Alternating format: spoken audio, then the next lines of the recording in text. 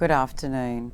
Before we begin today's session, I'd like to acknowledge that our conversation is being held virtually on the lands of the Kulin Nation, and I wish to acknowledge them as traditional owners.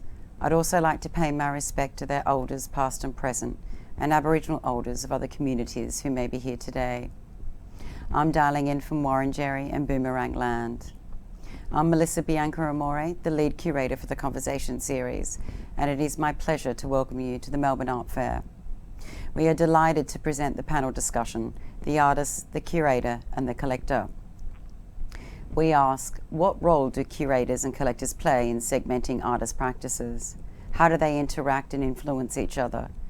In this critical panel, Australia's leading professionals and collectors discuss the intricate love triangle between the collector, the artist and the curator, while addressing the psychology of collecting and how acquisitions are made.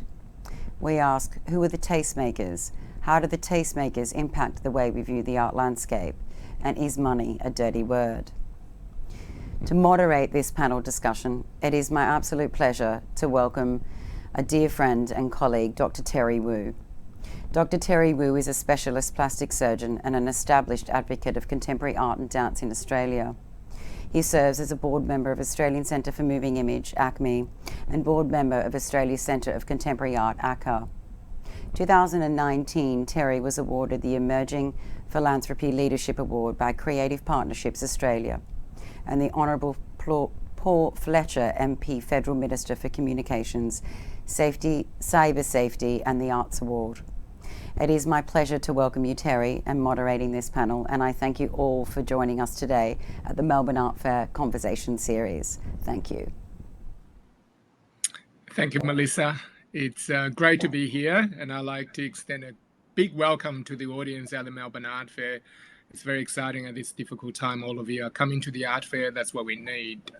And today we are very fortunate to have four amazing Australian personalities in the art world here with us. But before we get into that, I too would like to pay my respect to the traditional custodians of the land on which we will dial in. I'm dialing from Melbourne, and Dick from Sydney, and Lorraine from Sydney, and Nick's from Canberra, and Lindy is in Brisbane. So we are covering all corners of Australia. And I'd like to introduce each panelist in turn. Nick probably doesn't need any introduction. He has been the director of National Gallery of Australia since 2018. And I believe he has single-handedly put our national institution on the vanguard of what art is all about. He's advocated and curated shows such as Know My Name, which champions art made by artists of different genders, female artists, and that is exactly what we need. He has also rejuvenated the national collection that includes many artists of different diversity. For the 40th anniversary of NGA, he has commissioned the most significant commission in the history of NGA by commissioning Lindy Lee to produce a public art project called Ouroboros, which will be ready around between 2023 and 2024. And we have Lindy here with us, who's really the linchpin, who's got connection with everyone here. Lindy is an Australian artist with Chinese heritage, and her long history of investigation of Taoism and Zen Buddhism in multiple media are collected in many significant collections nationally and internationally. And her major survey show at the Museum of Contemporary Art just recently concluded, and that was really a game changer, I think, in the Australian arts landscape. And from MCA, we have Lorraine Tarabay, who is the chair of the Museum of Contemporary Art Board. She is a board member of Global Women Leadership Strategic Philanthropy, which provides strategic aid to humanitarian organizations. And I will never forget when we chatted about your indefatigable advocacy for refugees, and that's an amazing achievement. She's a mother, and in her past life, she was an investment banker, and she's also a collector of significant Australian international art. Last but the least is Dr. Dick Quan, who is the director and founder of Holdsworth House Medical Practice in Sydney and Brisbane. He's an inveterate collector, and his advocacy for artists cannot be cannot be overemphasized. He held previous positions on MCA Foundation Board and previous board member of Art Month Sydney. So welcome everyone. Thank you for coming to this panel talk. And I'm going to start with Dick. Dick, I think we had a conversation about the influence of collectors on an artist's practice. I know you've known Lindy for more than 3 decades, and he gave me a really wonderful account of your many conversations in the last 3 decades about her practice and the fact that your interaction has led to many artworks she has produced. Do you care to recount that story for us, please? Well, look, I don't think it's about me alone, because I think it's a synergy that occurs between artists and the collector. And I wasn't really a collector at the beginning. I met Lindy when I was at university. I was maybe 18 or 19 at the time. And she was like one of these people I thought was amazing.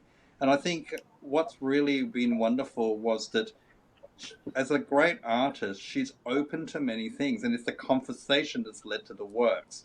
And I think one of the early works she did for me was a time that was very important in my life. And she produced a work that I think called, that was exhibited at the MCA. And more recently, when her show was on at the MCA, her retrospective, I made an observation that the only work I didn't have of her was one of the wooden maquettes. And out of that conversation, she created the most beautiful and stunning work from, a beautiful tree that had been in a warehouse for 30 years.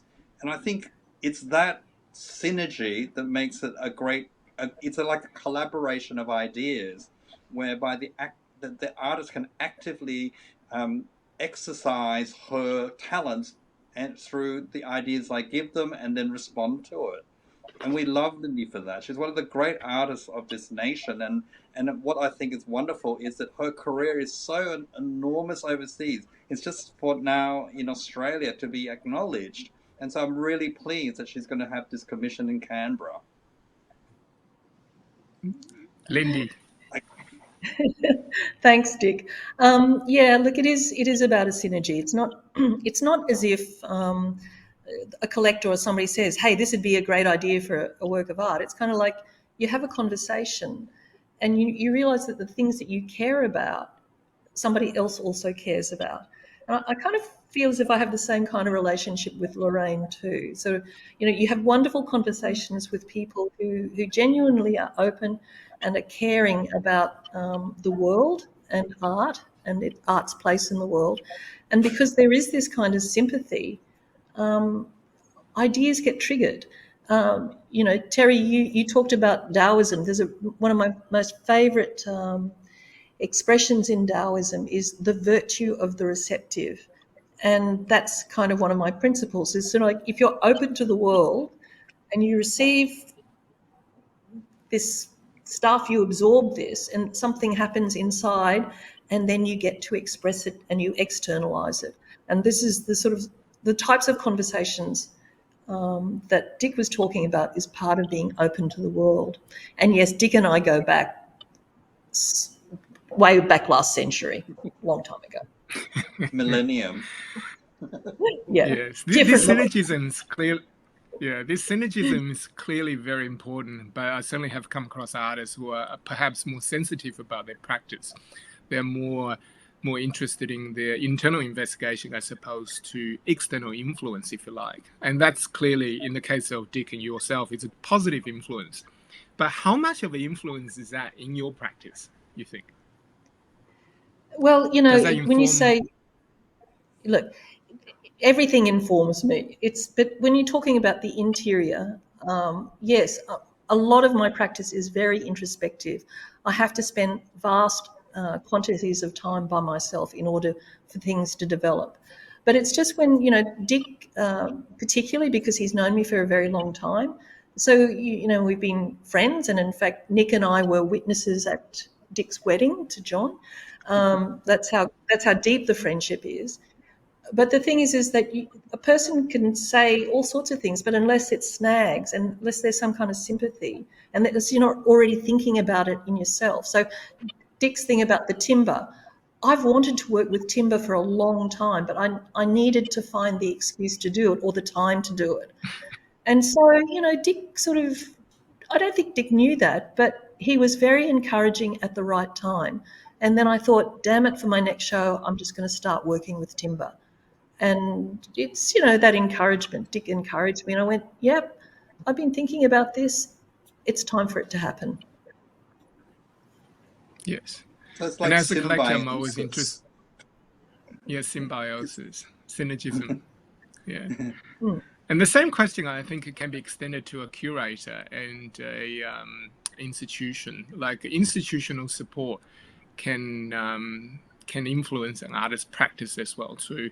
So not infrequently, I suppose, when an artist, in my experience, has produced a good body of work, they tended to continue to produce the same body of work. So clearly that's not applicable for you because your practice has spent so many different media and so many iterations. But just on the topic of curators and institutions, as an artist, how do you manage the influence that curators can exert as, shall we say, tastemakers? Oh, look, you just have to be true to yourself. I mean, yes, there are. Look, I have had the amazing opportunities to work with great curators and great directors of museums,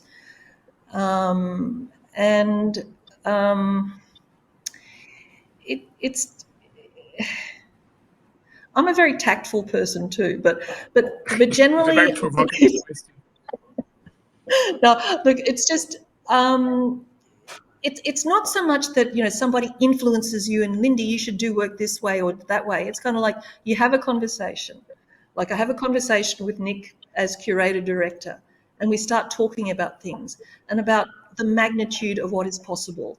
And then with encouragement, that curator sort of tests out a few ideas, and then you respond. It's a backwards and forwards, and it is this openness and that thing about a lot of artists trying to understand sort of the interior of what you are. That is absolutely me, but the interior of what I am comes from the outside world. The whole process of being human is absorbing that which is outside of you, that which is bigger than you, internalizing it, and then through the magic of one's own temperament or personality, something else happens, some change happens. And so when you get the situation when you've got a curator and collectors, you kind of understand the wave of what you're trying to work with, then the most productive and the most collaborative and the most beautiful conversations can happen. So it's not just influence, like Dick says, make wooden work. It's kind of like Dick and I have had conversations for many, many decades. And so Dick understands my sensibility. And so he knows, and we have these conversations, and then, and things blossom because of encouragement. Fantastic. So, clearly, yeah. it's culminated in the commission for the NGA. And at this point, Laurie, can I get you to show the second picture? And that is the commission which NGA will make for Lindy to make for its 40th anniversary. And I understand that to be a commission. I understand that to be a unanimous choice. Nick, can you just tell us a little bit about this significant commission? Thanks, Terry. I'm joining you here from the Ngunnawal Ngambri country in Canberra with Ginger Riley over my shoulder. It's exciting to start talking about this extraordinary commission with Lindy. The work is called Ouroboros, and Lindy will tell you maybe a little bit about it. But I suppose I'm interested in telling you about the ambition of the work.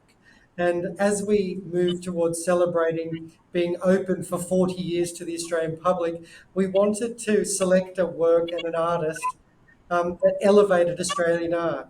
We wanted to mark our 40th anniversary as a moment to be ambitious about Australian art. And we have spent more than a year and a half working with Lindy already. And it's so exciting to be able to elevate a work of art and a work of art by an internationally acclaimed Australian artist. So we can raise the bar and we can be ambitious about Australian art. And I suppose that's the point about this work. that it's a very important marker in the history of this institution. But as well, it has to be important for Australian art. And we wanted Lindy to make her most ambitious work to date. So we simply asked her, after spending a couple of years thinking about who the right artist would be, to make and plan her most ambitious work to date. And in doing so, creating an opportunity that Lindy hasn't had in Australia, an opportunity that no Australian artist has had on this scale. And I think that's an important point to make. And we're going to spend the next 2.5 years now working with Lindy to deliver it. However, this will be more than a 5-year project. We spent 2 years thinking about who was the right artist. Then we've spent the last 1.5 years working with Lindy to prepare this work. And now we're just about to head into the commencement of production, and that will be a little more than 2 years. And so it's a big idea. It's going to take lots of time, and it's ambitious. It's ambitious for the institution. It's ambitious for Lindy, but it's also ambitious for Australian art and elevating the status of Australian art with this work, Terry. I would go as far as to say it's ambitious for Australasian, I think. And I'd love to chat to you more about the choice of the artist, because to me, I can remember when Young Vo represented Denmark in the Venice Biennale, I often questioned when would a person of diversity will eventually represent for Australia. But to have Lindy's work, who's of duality of heritage, to be at the entrance of our national institution is a very exciting prospect, I think. And I can't wait to see it, really. It will be amazing. And the other major work by Lindy, in fact, is in front of the Museum of Contemporary Art right now. And I had a little chat to Lindy about the organization and materialization of the particular work, which is the other significant work as well, too. And Laurie, can you show the first slide now? Yeah. So this work stands proudly in front of Museum of Contemporary Art in Sydney. And with the Opera House as the backdrop, and I remember visiting that with Dick, actually. It's simply breathtaking. I'm impressed work of that scale can come into existence, and very excited that MCA had the commitment to commission that work and then to acquire it. Lorraine, I think, although this has occurred sometime in the past, you've been on the board for some time now. And can you tell us a little bit about that particular acquisition? Yes, well, it was commissioned as part of Lindy's retrospective exhibition at the MCA, and it was an ambitious work. And when you look at the back workings of a museum, I also sit on the finance committee for the museum. So it went through the finance committee because we had to find the funds to make sure that we could commission such an ambitious piece. And we took the decision together with Lizanne at the time, who was curating the exhibition, that this is something that we needed to do and that we as a museum were willing to underwrite it and we'd just make it happen. And that's indeed what happened. We were hoping that we could keep the sculpture there for it was our 30-year anniversary last year, and it was this, we saw it as a great gift to not only the museum's collection but the Australian public. It's one of the most Instagrammed sites in Australia, and I can't tell you the interest that it generates from the public, from young people, from skateboarders at night. Across the ages, people are just absolutely fascinated with it. We did have a generous donor in the end that did provide us funding for the commission after it had happened, which just meant that the MCA could be reimbursed for a large part of the acquisition costs, which was good. But we as a board took the view that it's a piece that needed to be commissioned. It was a very significant Australian artist. Wouldn't it be fantastic to leave it there? And we were willing to underwrite that. And the finance committee managed to come up with the funds to support it. Fantastic. And you, or in fact, brought it up also to to talk about what Lindy has told me. This was also supported by her gallerist, Sullivan Strumpf in Sydney, as well as UAP, which she has extensive collaboration with. And they were part of the same, shall we say, group of people who made it happen. And they really backed Lindy's practice. And I think Lindy said something like, she has so many ideas, but no place to put them. But with the help of museums, galleries, UAP, she was able to materialize that. Lindy, can you talk about, as an artist, going through the process of doing a work, which I think at the time of commission wasn't necessarily placed, and it was eventually placed in the rightful place for which it ought to have been, what it was like to go through that as an artist? Oh, look, as an artist, I think you just accept that your existence is precarious, and if something happens, it happens, and if it don't, you just got to go with it. But I've been really, really lucky. So with the MCA and with Nick, because it was a similar kind of situation. So with the Secret World of a Starlight Ember, which is outside the MCA, it wasn't always clear that the MCA could underwrite it.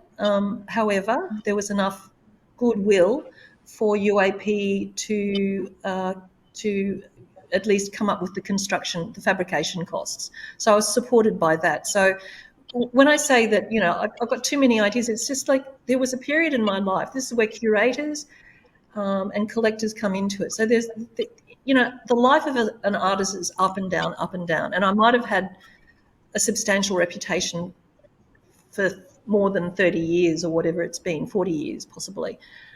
But that doesn't mean it's smooth and easy. And there are periods where you feel suffocated because you've got so much inside you to do. But where do you put it? And so without people like Lizanne and Lorraine at the MCA and Nick Mitzevich, who is also responsible for the Life of Stars outside Art Gallery of South Australia. So it was the same kind of thing. Without the curator, director's vision, and, these ideas will go, no, I've had these ideas for a long time. But I can't afford to make a 6-metre sculpture. That's more than 2 stories high, that's the one outside the Art Gallery of South Australia. And the one outside the MCA is 5 metres long. I mean, these are hundreds of thousands of dollars in just construction. So I can have these drawings but they will go nowhere until you have the faith of people like your collectors and curators and other philanthropists to help you realise the work. And so I've come to understand the vital importance of collaboration, in my work. Excuse me. And so I have a wonderfully collaborative relationship with UAP, who fabricate my work, with my gallery and the collectors. I believe we have a great time together, coming together to realise these ideas. For me, it's a group sport. Yeah, it sounds like a lot of fun. Now, going to a slightly more provocative topic. Like, Lindy, to me, you are hot, but you're not a hot artist. You're a steady burn. You've been there. Your practice is well built over time. There's so many hot artists right now who are on Instagram. And to add to that collection of people, you've got mega curators who are on Instagram all the time with famous people, Uber collectors, French Pinot collections, for example. Dick, you are an inveterate collector. I've gone to art fair with you. I know how insatiable you are. So, what do you think about those Uber collectors in the world? Are they going to determine and decide what is relevant and what we collect? Look, I think art has always had a very large input from those people. I think curators are just as important. I think they're different streams.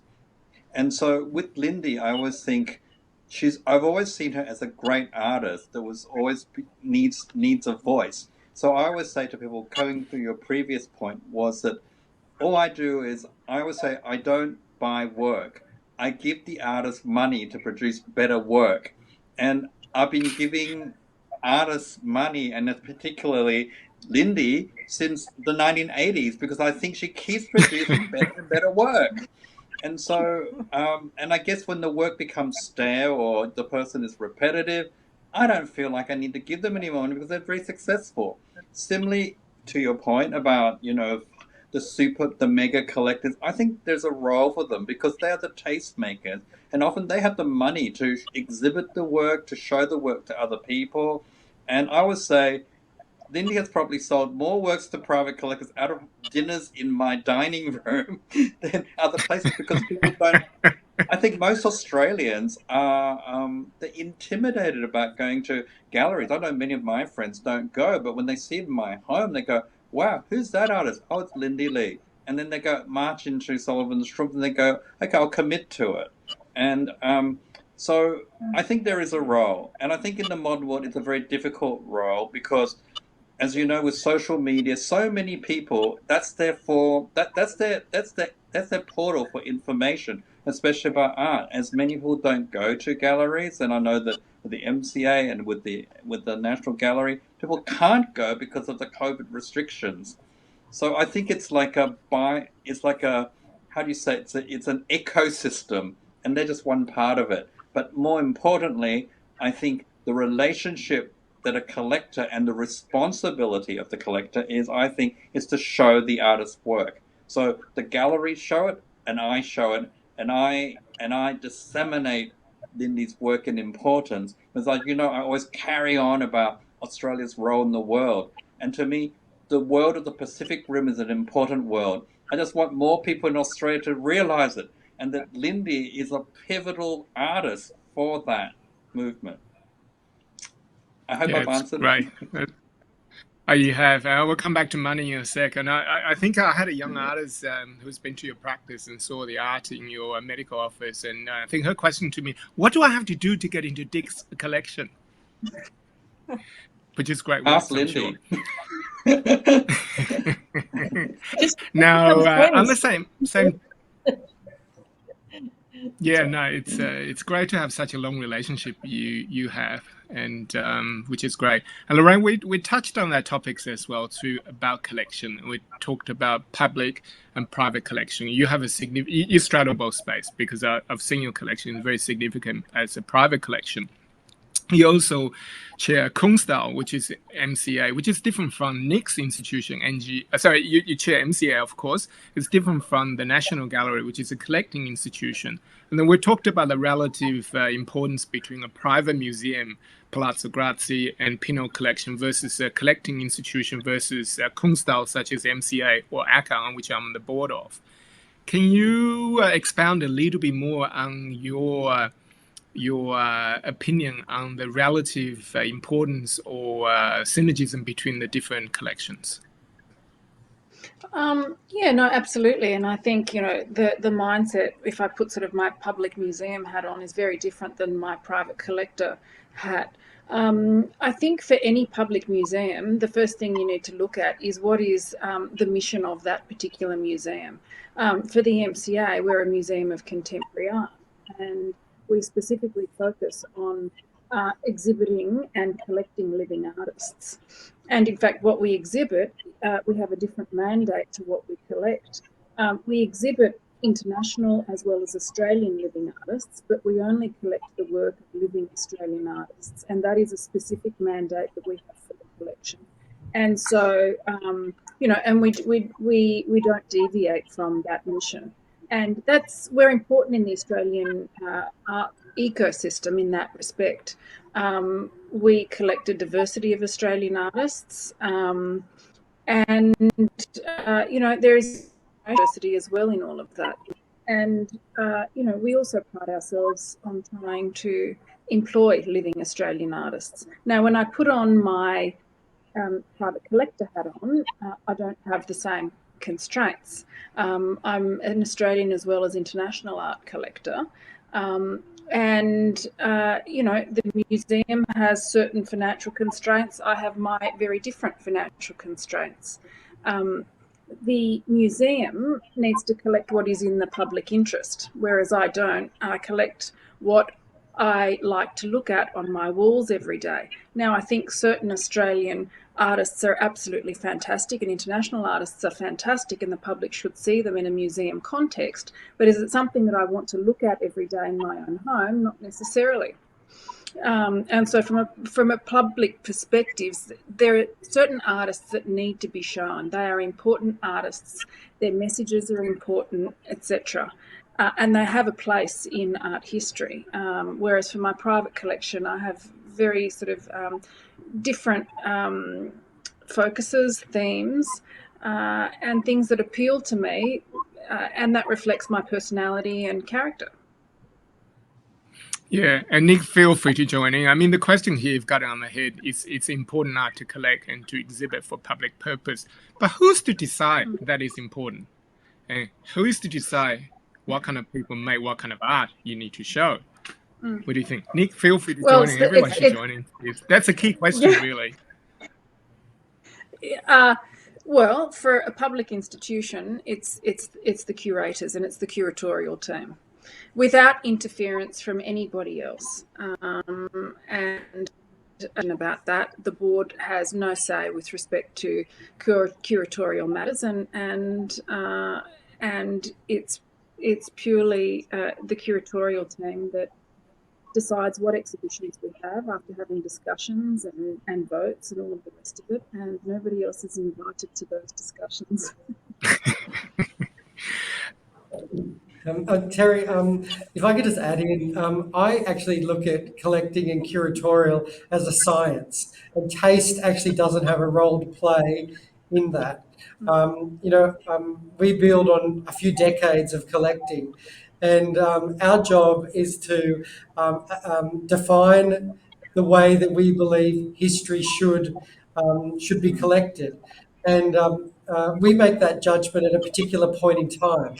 The great thing about public collections is that they have multiple people contributing to that discussion over time. So, for example, with the National Gallery, we've had 6 directors over our since we were established in the early 70s, and the 6 of us have contributed different parts. So, at no point do I say that one of those was wrong or incorrect. What I say is that we all contribute different parts of the puzzle, and over time, the accumulation gives you a collection that has such great facets. And so the bits that I will contribute, I hope, will continue to build on the DNA of the country's most eminent collection. Like, our job is to collect the history of Australian art in all its forms, comprehensively, and the rest of the world when it's relevant to us. And so that's a very big remit. But we do have 25 curators. We have quite a generous checkbook and lots of supporters around the country that bring that to fruition. But it's complicated and it's a science. And I hope that when I step into my job and I put my work hat on, that taste sits outside of that I consider history, I consider what's relevant to Australian culture.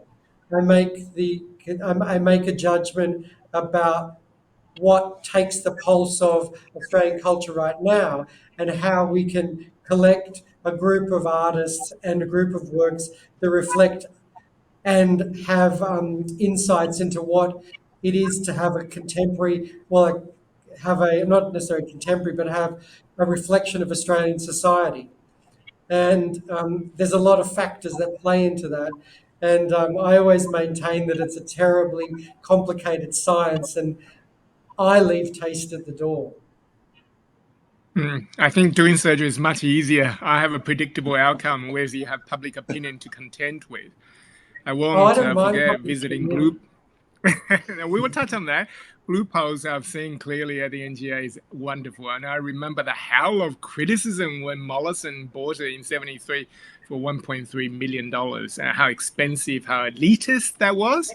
I think conservative estimate that work is worth well over $350 million. Not that money is anything, but the fact that we had the gumption, or rather James Mollison, with the support of the government, had the gumption to collect that work is amazing. You yourself commissioned Jordan Wolfson for artwork, shall we say, slightly controversial, but clearly it's on the vanguard of what's produced today. So does public opinion sway you? Well, it shouldn't. If you think of it as a science, and I think that it's interesting to review what the public have to say, but we bring art history, we bring our connoisseurship to the table, and we're collecting for the next 200 years. And taste and public opinion might change. Invariably, if public opinion is built around the price of something, you know that it's going to be wrong because history has proven that. And unfortunately, when you have a discussion and you don't understand something or it's foreign to you, the easiest thing to gravitate to is money. And thankfully, any discussions of money are generally wrong. And I say that because history proves me right. And so I like to leave the discussions of money aside, but it will be the first thing that will captivate public attention because it's the only thing they understand about it. I have faith that, say, Lindy's commission that we're working on over the next 2 years, or the Jordan Wolfson commission that we're working on and will come to fruition next year, and the other major commission we've made in the last couple of years, Patricia Piccinini's hot air balloon. There's one thing that's apparent to me is that once those works become solid, they become whole, they become visible, the discussion of money becomes less.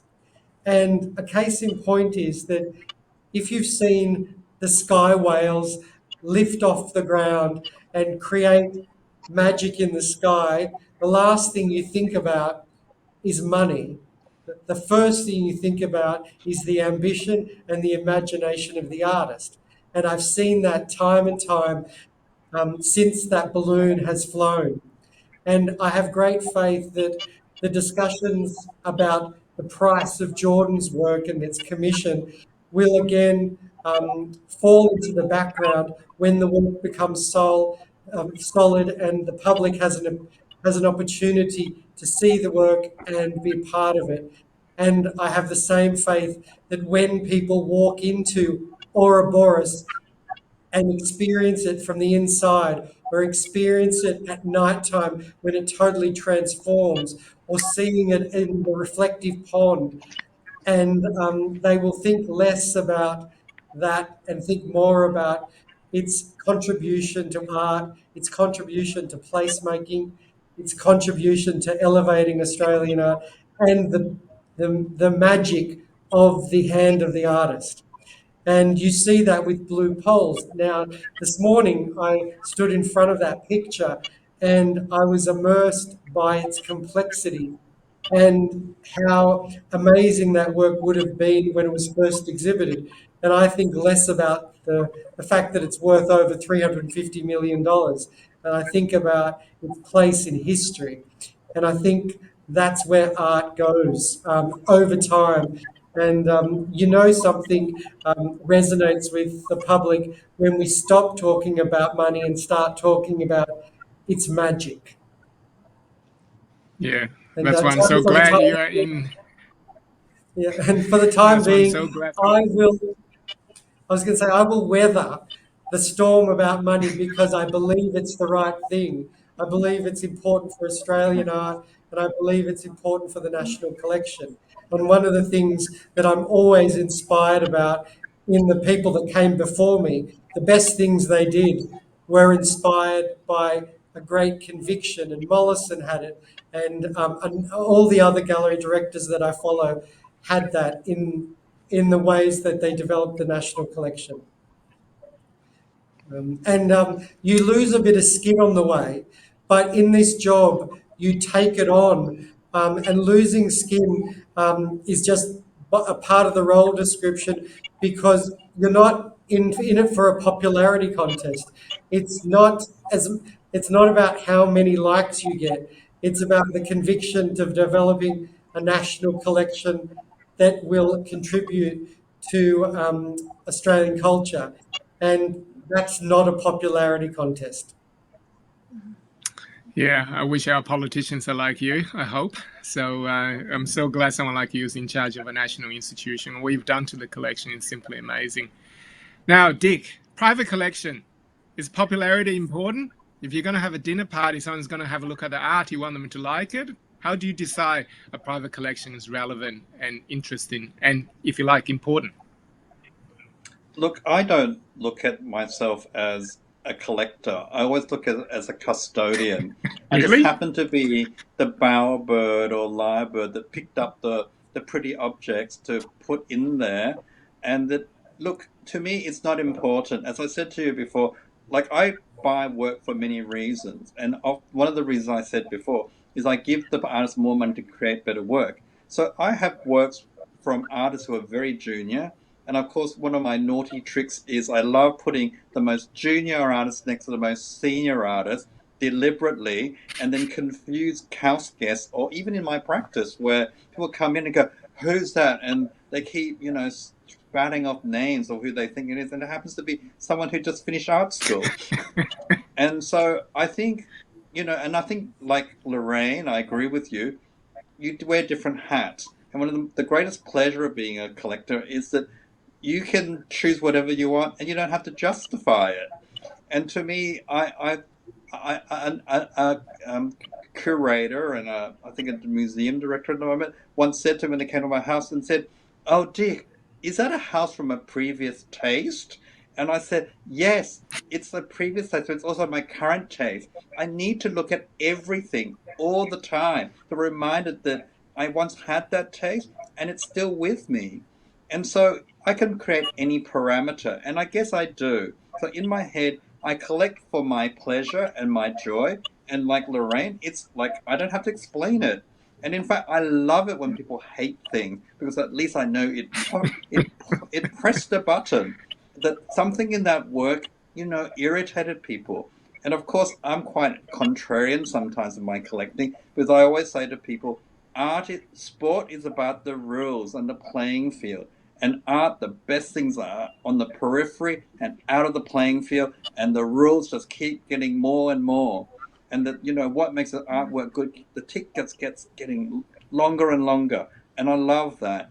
And so, for me, I don't care. I just think if it gives me pleasure and I see cultural resonance in that work, I will support it.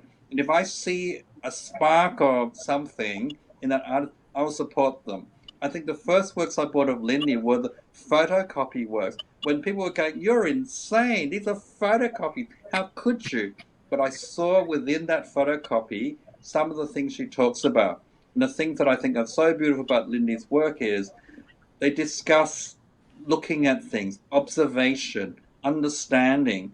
And then when she rediscovered her Chineseness, it was about the Chinese elements. And I was drawn to that because I don't see many people in Australia discussing the cultural diversity that Australia, as Mami Kataoka said in her Biennale, it's a country of a country of the people of the desert, the indigenous people, ruled by white people, the people of the pastures in a zone of the monsoon, the people of the East. And I come from that. I came here. And so I love supporting artists who discuss this. And they're in my little précis of how I collect. And I don't care that if many people say your works are going to be consigned to the dustbin of time, at least one or two of them as a custodian of work gets passed on, I'll be very happy. Yeah. In fact, this talk originated as a collector talk, and I've been to many collector talks where people talk about you collect what you like. But the question I always get is, what if I don't know what I like? So you clearly have had many years of deciding what you like and causes you want to support. So, Lorraine, what would you say to a young collector who may be listening to this, starting out, who's in his or her late 20s, who just love art, but doesn't really know what they like? How would you suggest they go about it? My first suggestion, I'm often asked this question by young enthusiasts and people that want to understand the art world better and start collecting. Don't be afraid to turn up, is my first piece of advice. Don't be afraid to turn up to an exhibition or to a museum to see an exhibition, because every time you walk into a museum and you see an artist's exhibition, it's one more artist that you didn't know yesterday, and go from there. and you become passionate, it becomes addictive, and there are different ways of collecting. I mean, I started collecting in my 20s when I didn't have a lot of money, and what I collected then is to some extent similar to what I collect now. I don't look at value when I look at a piece of artwork, and I collect different mediums as well, which is great. I think you need to be open-minded, and you just need to turn up. And the more you see, the more your art is refined, and the more you work out what you're attracted to and what you're exposed to. Yeah, you got to travel to all the biennales and exhibitions around the world, as well as art fairs. And now just refocusing our attention to, I suppose, art, the relevance of Australian art, or Australia in the art world. Lindy, I think you have successfully shown all over the world in collections all over the world, and we know about your successful win in the competition to work with UAP for China, the Gateway to Chinatown in Manhattan, and I think to me, because of your duality of culture and because of your multi-layered investigations where you're interested in, you're really at the vanguard of what the world is talking about. And do you think what we talk about in Australia is relevant on the international stage, in the international art world? Yeah, particularly in Australia, because I used to teach a lot at Sydney University, and a lot of my teaching was with graduate students. And mostly these students were from diversity of some kind, some sexual, gender, racial, heritage, and we all carried problems and pain because of our sense of splitness from dominant culture. But something that I've understood for a long time now, and Lorraine and I have talked about this because Lorraine comes from also a culturally diverse background, and that's something that we've talked deeply about. The one thing is that I used to say to my students, it is, even though you feel quite a bit of suffering and pain because of your difference, we have this incredible gift. We have to view the world from more than one point of view. So it's my ancestral point of view, the fact that I'm Chinese Australian, the fact that I was actually brought up in Australia. It means that I have at least 2, if not half a dozen points of view that I have to straddle all the time. And that's actually our world at the moment. So one of the things, that art is really important for is to express the inner life, of all the invisible things that construct and make us, okay? That, for a better term, I'll call spirit. Everybody has that. When I look at you, Terry, it took 10,000 million experiences to make you the surgeon or the whatever. And Lorraine, the collector, and Nick, the director, and Dick, the doctor, you can't be summed up. What art does, it gives you a possibility of looking at what's inside each of us and what is actually universal. And a lot of my work has got a lot of traction overseas because what I'm talking about is humanity's very intimate connection with cosmos, and we all share that. And that's something that art does. It allows us to see this inner world, but this inner world that's connected to the vastness of everything else that exists as well. And I think that's art's really important function. Yeah, it is important. And I think the recognition of Australians, increasingly more so of our Indigenous history, is very relevant in the art world as well too. But sometimes I feel as if, hopefully I'm not too pessimistic, sometimes I go overseas to art fairs or biennales. Sometimes I feel there's a degree of apathy towards what's produced in Australia, I suppose. And I think Dick can probably elaborate on that. And I often try to demonstrate to the world, I'm a contemporary Australian, even though I'm from Taiwan. Our world is far more complex than the colonial past. And what can we do, really, to make sure that people in the world know contemporary Australia is Nick, diverse background Dick, myself, Lindy, and Lorraine. I wonder what we can do more as art world people. I'm sure you can say a lot about that, Dick. Oh, what can we do?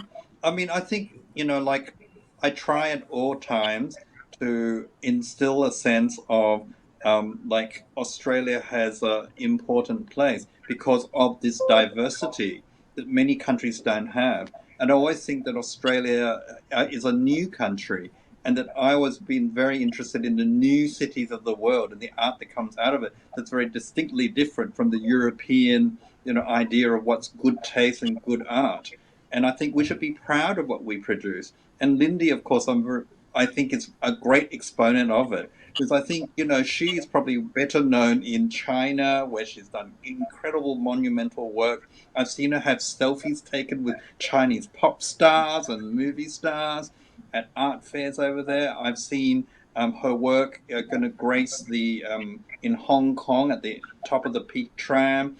And so I think to begin with, we need her to be known in Australia. We need to celebrate our cultural heroes, and we all have a role as both collectors to help exhibit the work.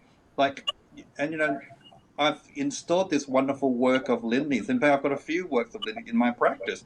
I'm always astonished by people saying, "My goodness, who did this work?"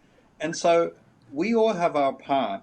And the first begins with being proud of our artistic heroes, promote the heroes to who you know, and also to make sure that those heroes have an opportunity to display their art within Australia. And thank you, Nick, to have the gumption and the brave, and to be so brave to say what you've said, and to have Lindy's work shown, and Lorraine and the MCA to have a retrospective over summer of an Australian artist. I think as an Asian Australian, sometimes people think we're marginalised and we're not quite Aussie because we don't play cricket or something, but it's more important than that. Art is part of our culture, and I'm sorry, culture doesn't begin with a K and end with an R. Culture is a moving object. It changes and evolves, and like Lindy's work, and we have to do our part in promoting it. And I'm proud to be one of these people, and I'll continue to do it. Yeah, and I think you go, Lindy. I was just going to go with Dick, and I was going to say that one of the most important things is that over the course of my lifetime, we've lost the cultural cringe, or we're trying to lose it. When I was growing up in the 60s and 70s in Brisbane, I had to leave Brisbane because there was no culture. I had to go to the world. And I think that, which was, by the way, a fine thing to do. But the thing that I think that is really important, it's not just because Nick has commissioned me to do this particular work, but he's commissioned an Australian artist, whereas previously perhaps somebody else might have been chosen. So I hope that we've turned a corner where we're privileging and we have pride in our own work, and we don't suffer from this cringe. We're turning slowly. Australia culturally is becoming bigger. I mean, look at our actors. The visual arts need to kind of follow that kind of trajectory in the world. But the thing is that our cultural institutions are changing their focus as well. And that's really important, because that sends a huge signal to the rest of Australia saying, we actually do quite well, thank you very much. And Terry, if I could just add to Lindy. If I could just add to Lindy and just say, thanks, Lorraine, that we ourselves have to put Australian art in centre stage.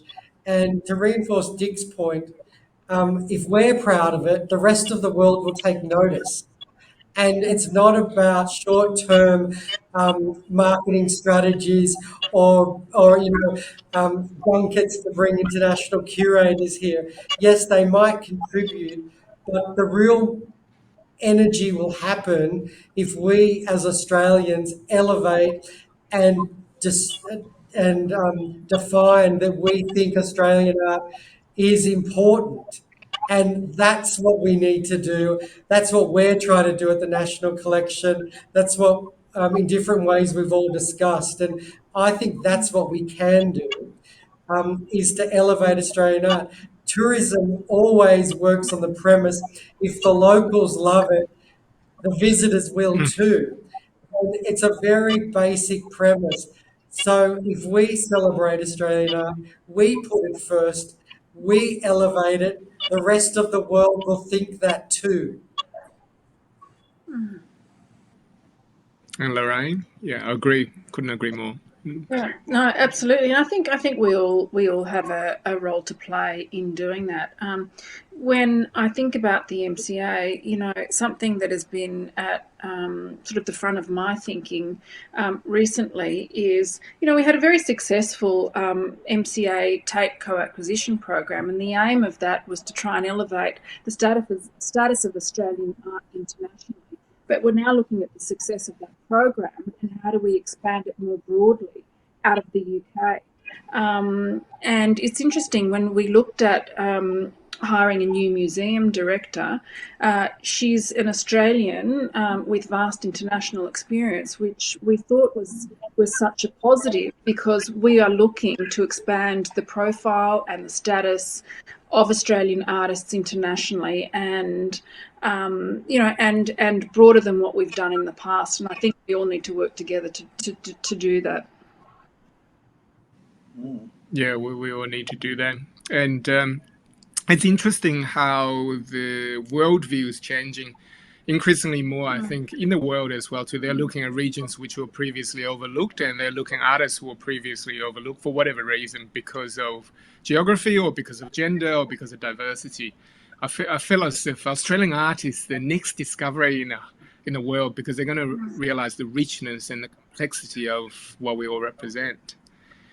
And I think that's a great place to wrap up this conversation, really. I was going to ask you, as a departing question, is money a dirty word in the art world? I somehow feel as if that question is not relevant anymore.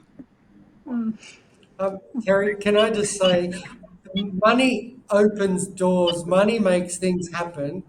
Money isn't dirty. It's a facilitator, and it's not the end. So it just makes things happen. But you need big ideas to make things happen, and the most important thing is ideas. But you should respect money because it opens the door. And Well, I was going to say, maybe I will ask money, everyone then, Dick. Yeah. I was going to say, money makes the world go round, but it only goes round when the ideas are good and the art is good. So if the money makes the art better, then let's do money. And I think that you can't hide from the fact that art now is a commodity. And what's wrong with it? Like, why don't we talk about it and just be very clear about it? That money, as they say, money doesn't buy you happiness, but no money certainly will not. Like, if you're poor, Ain't you'll that definitely true, not be Lorraine? happy. No, I mean, I agree with all. I agree with all that has been said, and I think you know, some of the rub when it comes to the art world and money is you know, you see a lot of art collectors making massive profits in secondary sales of certain hot artists, and the artists don't benefit from that. So there is a bit of a rub from that perspective. But I think in terms of you know, ambition of the artist and patronising the artist, it's not, you know, arts patrons have always had a role to play. Museums have always had a role to play in making those ambitious works possible, and for artists to work with artists to help them generate their ideas. I think you can't, however, let that money influence the art or the artistic process. Very well said. I think, Lindy, you got the last word. You're the artist. You're why we're all here. So give it to us. I'm terrified of money, but because I don't understand it. It just comes in and you spend it and it goes out. But the thing is that money is just a facilitator. You know, but it has to be directed well. It's just like it's a resource. That's all it is. I felt incredible freedom to Nick, and a lot of gratitude, because when we first began to discuss the Ouroboros, he said it's not so much not to be concerned about budget, but just don't Don't let it worry you. And that was incredibly liberating, because you're always thinking, oh, this costs so much, and I have to pull back these ideas because it's got to be within a certain constraint. Those things can be constructive, but it's also massively liberating. Nick just gave me the opportunity just to imagine without constraint, and that was marvelous. And I also don't think that I would have been ready for it 5-10 years ago. Just saying, it's a whole process. Timing is everything. Yeah. Yeah, there's a time for everything. Well, that is really a better place to conclude this talk, because it's about imagination, about what you can deliver. And at the beginning, I said 4 personalities. Really, I ought to have 4 important leaders in the Australian art world. Thank you all very much, and I hope the audience has enjoyed this slightly provocative talk, and I can't wait to see all of you in person. Thank you. Thank you. Thank you, Terry. Bye, everyone. It's been a pleasure. Bye. Thank you. Bye. Bye.